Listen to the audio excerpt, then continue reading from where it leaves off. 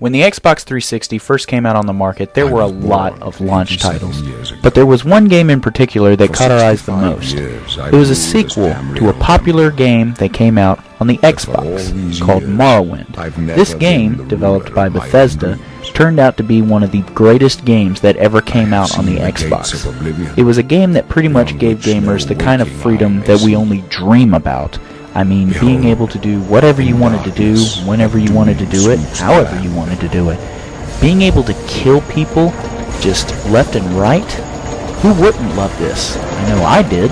So naturally, when we heard that there was a sequel to this coming out on the 360, we were ecstatic. Or at least I know I was. And much to my surprise, this game not only lived up to the hype, it surpassed it. But as good as Oblivion is, it does still have its problems. Some of them less than others, but problems nonetheless. That is where I come in. I'm Danny South, and I have got a few things to say about this one.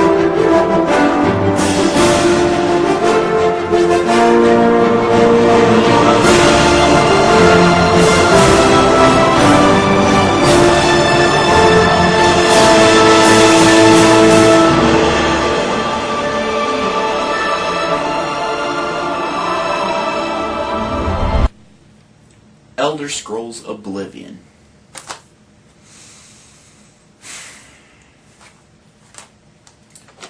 What can I say about this game that hasn't already been said? The game is freaking awesome. If you're like me and you got an Xbox 360 when they were coming out, chances are, at one time or another, you probably owned this game. Now, the one I've got is the Game of the Year edition. But I did play the original one when it came out. So naturally, when I heard that there were going to be expansions, I was ecstatic. I shit my pants with glee, as I'm sure other gamers did as well. But, for as good as Oblivion was, what with its awesome visuals, its diverse weapons, and just kick-ass storyline, there are some problems with this game. Believe me. Now you're probably saying to yourself, Danny, if Elder Scrolls Oblivion is such a kick-ass game, well, what the heck could possibly be wrong with it? For starters, there are more bugs in this game than an entire ant farm. I'm serious.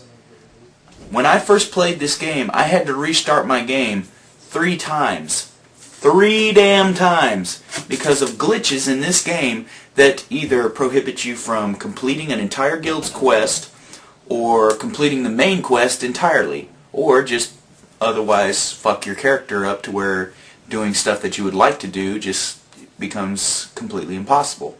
One of the first things you're going to notice is different about this game is the space you have to play it on. Now in Morrowind, we got this huge whole continent to trek over.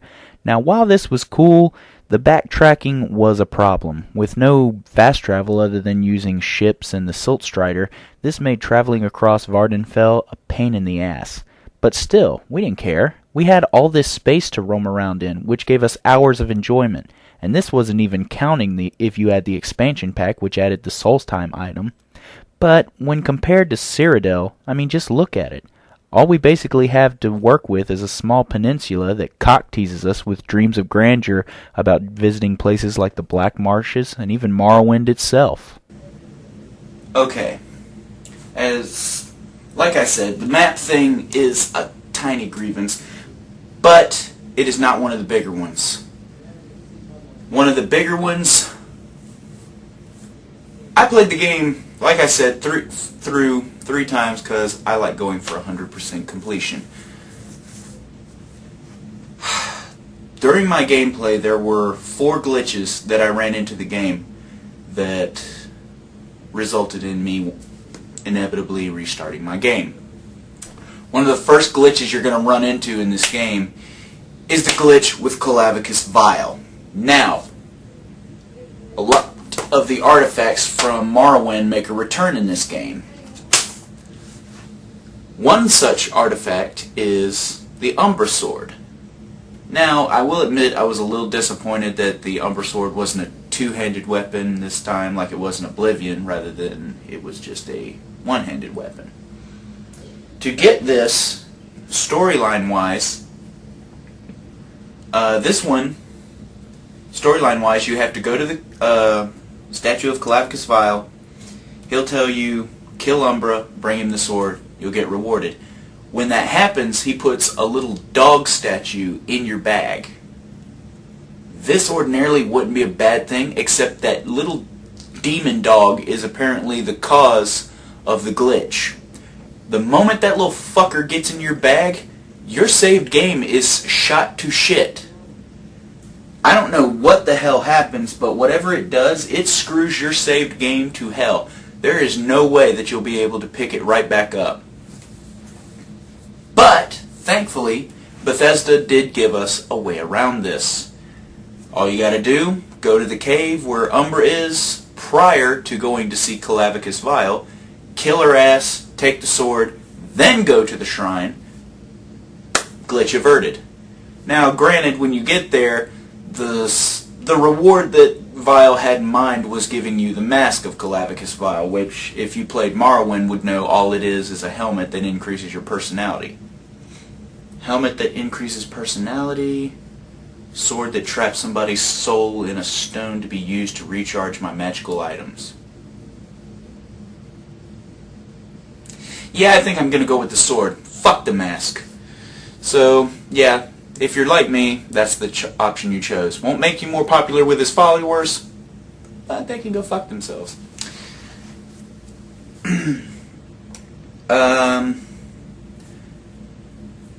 Oh yeah, there are two other glitches, and these two glitches are actually in the Thieves Guild quests. First glitch, of course, takes place when you're trying to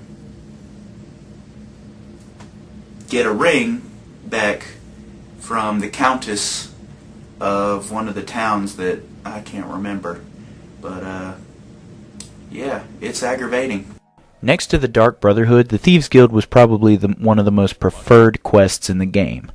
The Thieves Guild quest, for the most part, does have a pretty well-rounded story, but it also has two of the most annoying glitches in the entire fucking game. The Countess and the ring. This glitch got me not once, but twice. The reason it got me twice was because I tried two different tactics to get around it before actually being smart and looking up a walkthrough, which gave me a way to get around it. Actually, no, now that I think about it, I did look up the walkthrough, and the walkthrough didn't even have this listed as a solution. I actually found this solution based on a hunch I had. To get around, the glitch itself is that it's a quest in the Thieves Guild where you're supposed to steal back a ring from one of the countesses of one of the southern towns. I think it's the Countess of Leywin, now that I think about it. Basically, you gotta wait till they go to sleep, sneak into their room, steal the ring. There are two big glitches with this quest that you need to be aware of. Glitch number one. If you go into her room and she is in fact there, you can steal the ring. But that better be the only thing you steal, because if you steal anything else from that box, the quest refuses to update. You will be stuck on that quest for the rest of the game and be completely incapable of finishing the Thieves Guild quests. Having said that, like I said, there are two problems with this quest. Glitch number two. There is another Daedric Prince quest, the quest for Sanguine, which involves you to sneak into the Countess's dinner party and cast a spell on them that makes them naked. Anyway, ordinarily I wouldn't have a problem with this, except that it fucks with that Thieves Guild quest, and it does so in a horrible fashion. There is a glitch with this quest that will ruin your Thieves Guild quests. Should you do the Sanguine quest prior to doing the Thieves Guild quest. A glitch will initiate that will, for some unknown reason, cause the Countess to always be in the dining hall.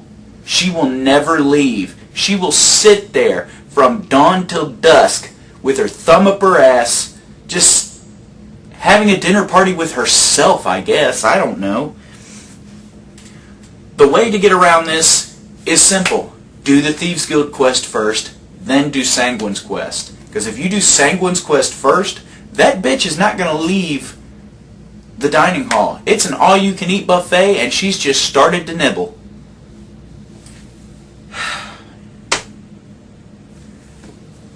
But yeah, that takes care. That's how you get around that particular glitch. Like I said, there's another glitch that involves the last quest of the Thieves Guild, but I didn't run into it when I finished the Thieves Guild quest. I was aware of it at the time, but I didn't run into it. So I don't really have a bearing on it. Let me get my little notebook out here. Oh yeah, I almost forgot this glitch. This is another glitch that I didn't run into, but I was aware of. And it involves something that I really had no desire to be a part of. Vampirism. Now, like I said, I didn't actually do the vampirism side quest, mainly because I'm just not into the whole vampire thing. Mainly due to the fact of the Twilight series, but that's neither here or there. I'm not really sure on the details of the quest to cure vampirism, but I think at some point it involves giving bloodgrass to a witch. This is where the bug comes in. Now, what the glitch in this is that when you try to give her the bloodgrass, she just downright refuses to take it for some reason. Now, I spoke to another person online, and she said that she believes the reason for this glitch may be partially due to the Shivering Isles expansion pack. So the easiest way to get around this would be to do the quest prior to installing the Shivering Isles. Having said what I have said, I do have a couple other grievances with the game. One of the biggest, there are two more minor glitches that I need to get off my chest about this game. One glitch, and I've read at least a dozen reviews prior to doing this myself, and one grievance that a lot of other people seem to have with this game is the freezing. I am no different.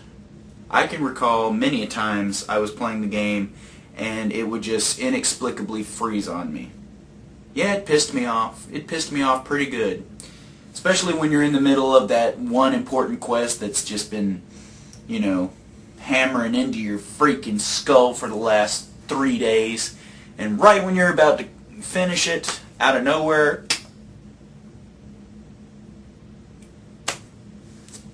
bullshit. Excuse me. The other minor problem I have with the game is the clipping. There are so many clipping glitches in this game. I mean, you'll see people get stuck inside of...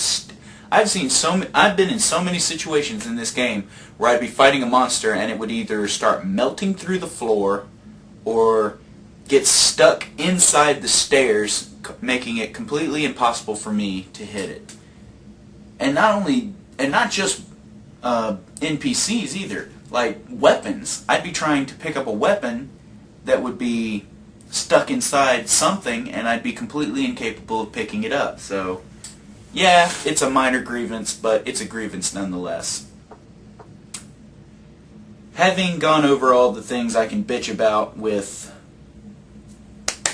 the glitches of Oblivion, it's time for me to bitch about the other things that Oblivion has, that being the expansions. That being Knights of the Nine and the Shivering Isles. So, to start things off, let's go with the Shivering Isles. Naturally, Bethesda's next step after the success of Oblivion was to come out with expansion packs. While some did better than others, the one that was definitely worth the money was the Shivering Isles. The Shivering Isles. Just when you thought you were getting bored with everything that Oblivion had to offer, Bethesda pulled a rabbit out of its hat with the Shivering Isles expansion for Elder Scrolls Oblivion. The Shivering Isles was by far one of the coolest expansions I ever saw, mixing an entire land of madness with a complete civil war between the gods themselves. What's not to love? Well, there are a few things.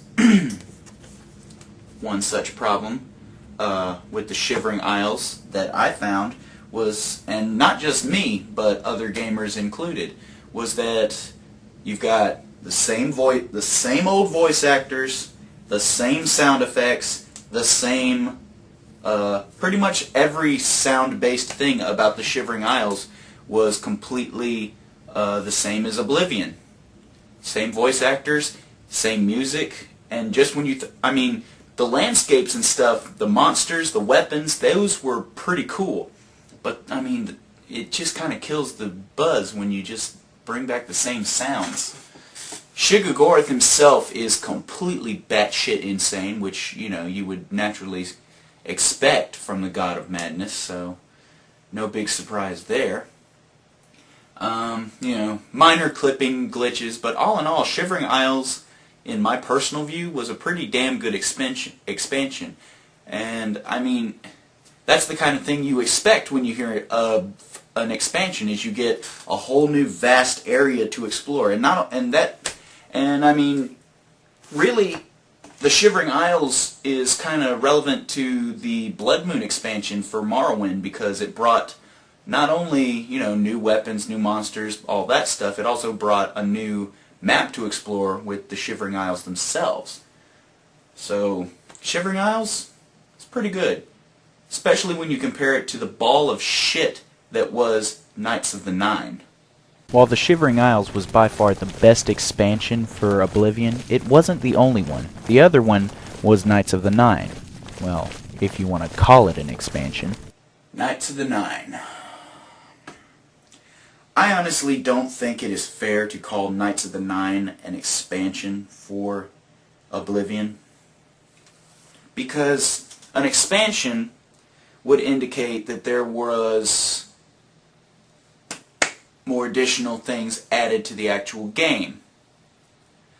That is not the case with Knights of the Nine. Knights of the Nine, and I'm not the only one who thinks so, feels more like an additional guild storyline quest is all it really boils down to. There's really nothing new added to the game with this expansion other than you get to take the Knights of the Nine quest, which involves you getting one new suit of armor, two new weapons. Now granted, it is kind of cool that you get to travel around with your little knight posse afterwards, but even then, that gets old pretty quick. Bottom line is, it's not something you're gonna, put a lot of time into. Hell, I beat the entire Knights of the Nine storyline in one day. So it's just not that impressive of an add-on. It's just not that great of an expansion, and I just was not very impressed with Knights of the Nine. I liked the armor and, being able to travel with a posse and all, but it's just not that much. It's not that great. It just is not that great. It's not. So, you've heard my grievances. You've heard my bitching, my complaining, my aggravation. So, what's my final verdict? Let's see. The freezing and the clipping, that's one thing. The gratuitous glitches that are found throughout the game. The lack of decent additional stuff through Knights of the Nine. That's a total of 4 points towards pistivity right there. But then we add together the good points from the game. For instance, stunning graphics, awesome use of weapons that are in the game, The Shivering Isles was a huge, huge difference maker, and of course the addition of horses in the game made it a little more interesting. And one of the biggest saving graces, fast travel. Anyone who played Oblivion and knows about the gratuitous backtracking that was involved knows that the fast travel option in the game was a huge, huge difference maker. So, based on a 4 to 5 point rating, I'd have to give Elder Scrolls Oblivion a 2 on the pistivity scale, meaning I would be genuinely annoyed by it, but still would keep playing it. Would I suggest it to other players? Absolutely. Elder Scrolls Oblivion was a cutting-edge game, and it was a kick-ass story. You should definitely give it a try. Till next time, I'm Danny South. Keep those grievances coming.